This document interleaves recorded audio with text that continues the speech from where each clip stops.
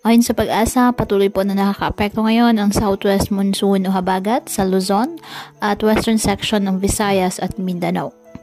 Samantala, wala po tayong bagyo o low pressure area na minomonitor sa loob ng Philippine Area of Responsibility na maaaring makaapekto sa lagay ng ating panahon.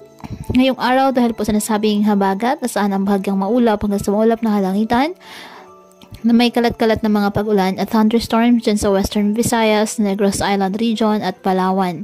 Kasama na po ang Kalayaan Islands.